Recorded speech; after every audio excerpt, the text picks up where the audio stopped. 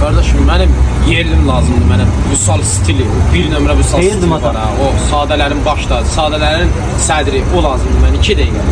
Dem masalda gəldilər onun üçün. Ay Musa. Masaldan gel, ders olsun. Vüsal müəllim. Necəsiz müəllim? Nə var? Hoş geldiniz.